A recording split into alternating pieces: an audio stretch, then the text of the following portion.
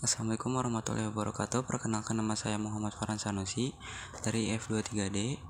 Di sini saya akan membuat video mengenai Ionic dan bagaimana cara penggunaannya. Langsung saja kita buka VS Code-nya. Di sini terdapat source code dari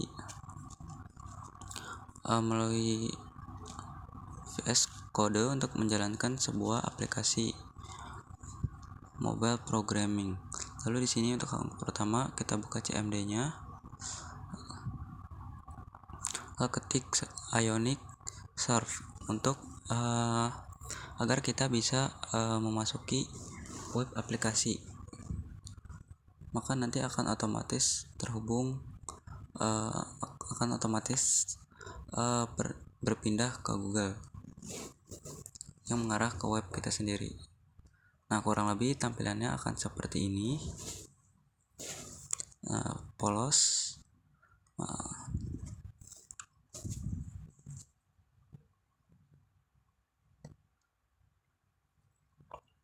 Nah, lalu untuk selanjutnya, bagaimana sih cara mengubah tampilan ini seperti tampilan mobile gitu? Nah, untuk caranya Ctrl Shift tekan I. Nah, di sini kita akan menampilkan inspect-nya, mulai dari source code-nya, lalu script-nya dan kode-kode lainnya gitu. Nah, kalian bisa lihat sini lalu silang. Lalu apa ada cara alternatif lain selain menggunakan itu? Caranya tinggal klik kanan lalu inspect. Nah, kalian bisa lihat ini sama halnya untuk cara yang keduanya seperti ini. Nah, untuk selanjutnya bagaimana sih cara agar merubah tampilan kita agar seperti di handphone gitu? Tampilannya benar-benar seperti handphone agar kita bisa tahu dengan jelas gitu gimana. Nah, caranya kita klik ini di sebelah elemen. Kita klik saja. Nah, di sini kalian bisa lihat di sini ada ininya, pilihan dimensi ininya, progresifnya. Nah, kalian di situ ada Samsung, device-nya bisa pilih-pilih sesuai selera kalian atau yang kalian inginkan gitu. Lalu ada Samsung Galaxy S8 Plus. Nah, sesuai selera kalian gitu. Di sini kalian bisa mengotak-atik, bisa melihatnya apapun yang kalian inginkan gitu. Kurang lebih seperti itu. Nah, untuk selanjutnya di mana sih cara agar kita bisa tahu halaman ini tuh di mana gitu kodenya. Nah, kita kembali VS Code lagi. Nah, ini kita halaman proses seperti ini. Jadi kita ingin tahu gitu di mana sih halaman homepage ini agar kita bisa mengubah tampilannya gitu. Di sini kita bisa lihat ada tampilan, ada URL home. Mari kita lihat. Nah, pertama buka ke src atau source, lalu ke app. Nah, di app ini terdapat ada asset, environment, dan theme. Nah, untuk yang pertama di app ini, untuk menyimpan HTML, CSS dan segala hal lainnya gitu. Untuk merubah tampilan seperti kalian ketahui. Lalu di sini ada aset. Untuk aset ini berguna untuk menyimpan sebuah foto, logo dan gambar lainnya gitu. Lalu di sini ada environment. Environment ini sama halnya seperti backend-nya atau untuk menaruh API maupun server hosting untuk web kalian.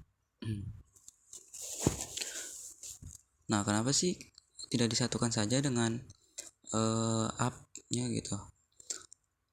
Boleh saja, tapi cukup beresiko karena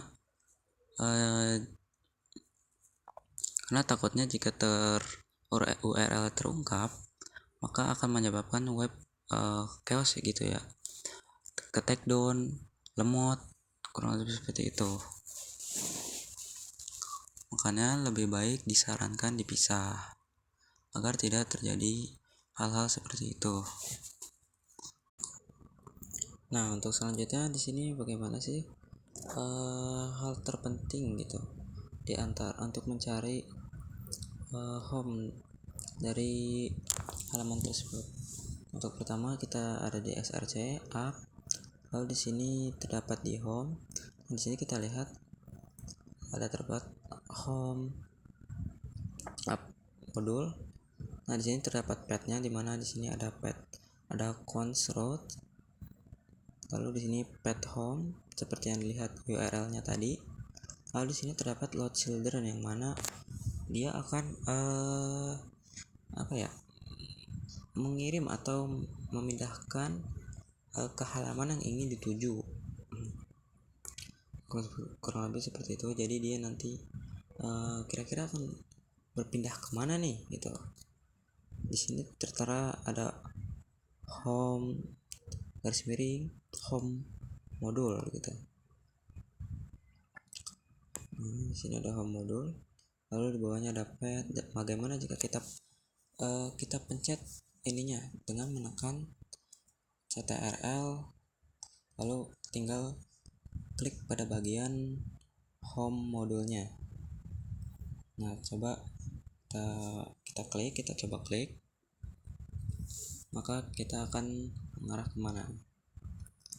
Jika saat diarahkan benar-benar ke home, nah berarti disinilah tempat tujuan akhirnya, yang dimana tampilan tadi berada di sini, akan dan terpindah di sini. Jadi data source kodenya. Nah, untuk kali ini di sini saya akan menjelaskan 3 hal penting yang terdapat di home ini. Ya, jadi tidak perlu membaca semuanya. Untuk yang pertama di sini ada home page HTML. Tentunya di sini HTML seperti yang kalian tahu, teks, kode-kode dasar-dasar. Yang kedua SCSS atau CSS. Di sini kalian bisa mengstyle teks kalian agar lebih bervariasi. Nah, untuk selanjutnya di sini kita akan merubah atau mengotak-atik bagaimana sih merubah ready to create an app ini gitu dalam VS Code-nya. Nah, kembali ke VS Code. Nah, kita cari di homepage HTML ini. Jika kalian bingung, kalian bisa ketik saja ready. Nah, jika sudah terlihat, nah di sini ada ready to create an app-nya. Apakah akan berubah jika kita ubah? Mari kita coba. Mungkin asal saja. Nah, jika seperti ini, mungkin bisa kita lihat. Kita akan refresh, apakah akan berubah?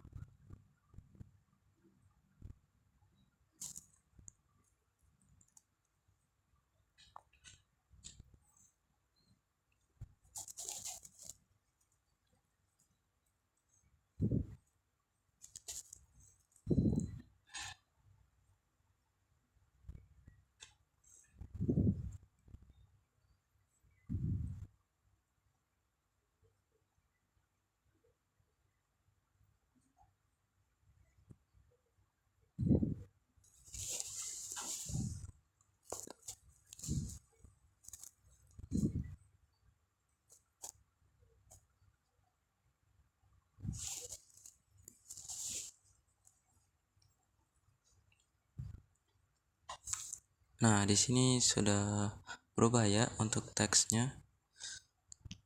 Nah, kita kembali. Nah, lalu kurang seperti itu. Nah, untuk blanknya ini apakah akan berubah juga jika kita ubah? Mungkin web ke kami. Nah, seperti itu.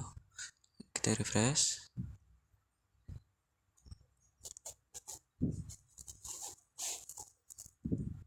Untuk bagian blanknya ini, oh tidak berubah. Mungkin sepertinya ada bagian yang salah. Kita kembali terlebih dulu. Oh, ternyata di sini coba ke atas. Oh, ternyata di sini salah kode ya. Mungkin di sini hanya penempatan teks saja gitu. Blank. Nah, seharusnya di atas ini. Nah, Ion titelnya web kami. Nah, semoga saja bisa di sini. Mari kita refresh.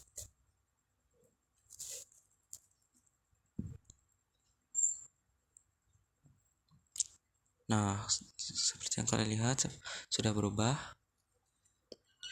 Nah, kurang lebih begitu untuk merubah tampilannya.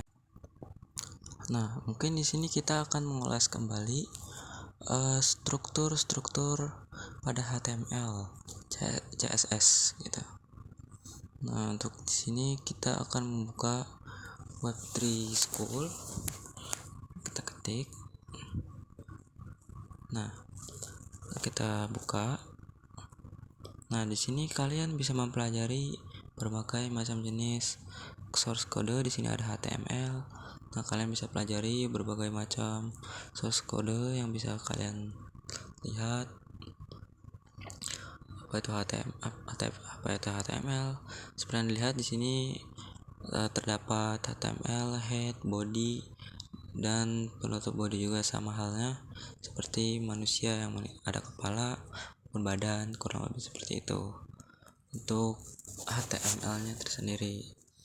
Nah, penutup HTML dan penutup body HTML. Lalu ada basic example, contoh dasar-dasar yang akan seperti itu. Lalu ada elemen, lalu ada lainnya. Lalu selanjutnya CSS. Untuk CSS pun kita bisa mengstyle suatu teks atau tampilan agar lebih bervariasi gitu.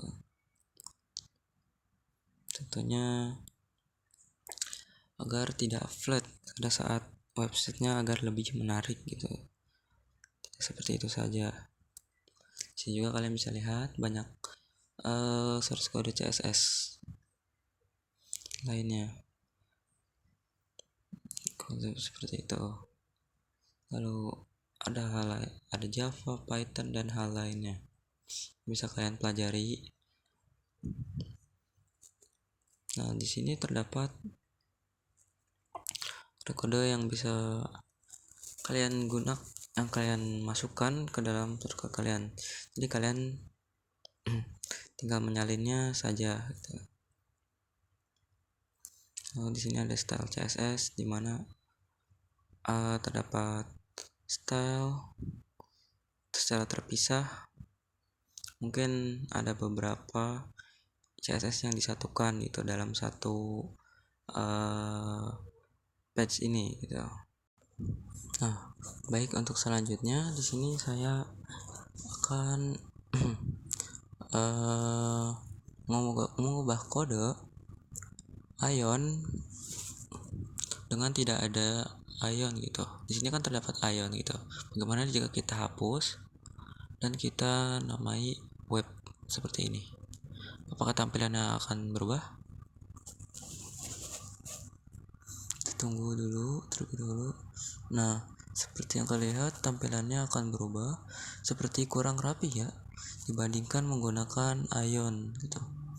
Maka lebih baik menggunakan default dari Ionicnya sendiri gitu agar lebih rapi. Nah, kita hapus, kita pasang kembali. Nah, seperti ini. Sudah kita ubah. Kita save terlebih dahulu. Nah, kita lihat.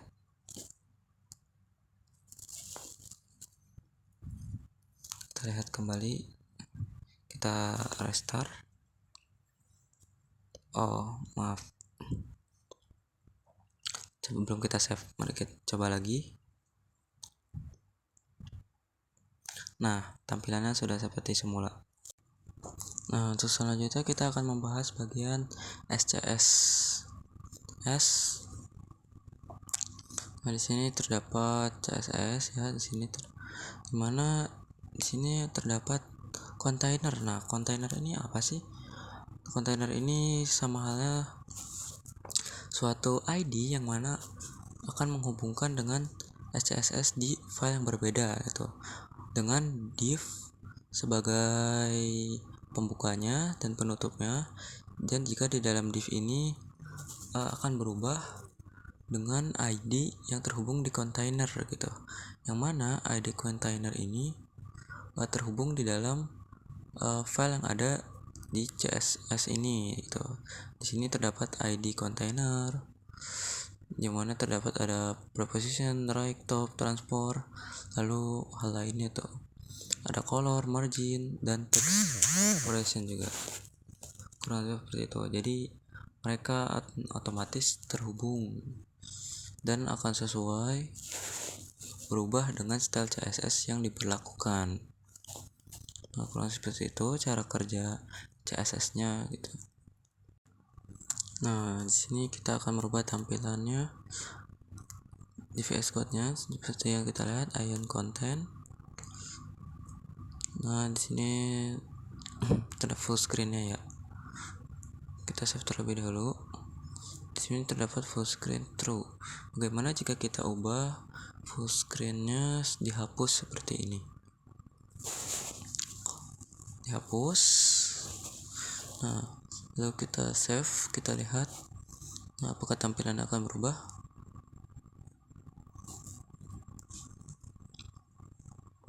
Nah, untuk jika tidak ada full screen di dalam ion, maka tampilannya di tengahnya akan di bawah header gitu. Lalu selanjutnya di sini saya akan membahas UI komponen ya. Nah, untuk UI komponen ini berguna untuk source code yang akan kita gunakan dalam project kali ini. Nah, kalian bisa pergi ke UI komponen, lalu jika kalian bingung, kalian bisa Ctrl F, cari input nama. Karena di sini saya akan bukan nama ya, lebih ke inputan saja. Dari input kita akan scroll ke bawah terlebih dahulu. Nah, sudah ketemu input, kita klik. Nah, di sini terdapat ion input yang bisa kita gunakan sesuai pada yang di VS Code kita tadi. Terdapat ion. Nah, di sini terdapat Angular, JavaScript, React, Vue. Nah, kita ke bawah lagi. Nah, ini adalah kode-kodenya, kode-kode yang lainnya yang bisa kita gunakan. Dan lalu di sini ada JavaScript-nya juga. Lalu di sini kalian bisa mencoba-cobanya, coba-coba apakah bisa diketik atau apa, dan bisa berubah sesuai keinginan kalian. Mungkin di sini saya akan menggunakan Angular. Kita ketik lalu ke bawah, kita ke bawah sedikit lagi. Nah, di sini mungkin kita akan menggunakan source kode ini, lalu kita salin saja, lalu kita pindahkan ke codingan VS Code kita. Di sini saya akan menghapus bagian sininya saja dengan menyisakan div-nya. Lalu kita paste, lalu kita save, kita lihat apakah kodenya akan berubah di dalam web kita. Kita lihat, refresh.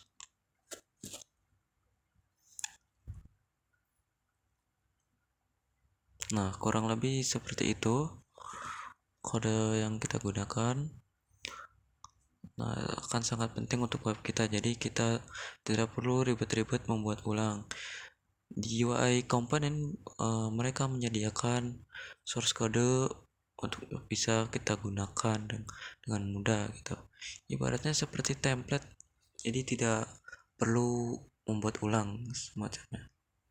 Terus itu gunakanlah sebaik mungkin, manfaatkan fitur yang ada di Ionic Dock ini, kita juga dokumen. Baik, kurang lebih seperti itu dari saya, semoga bermanfaat. Sekian dari saya.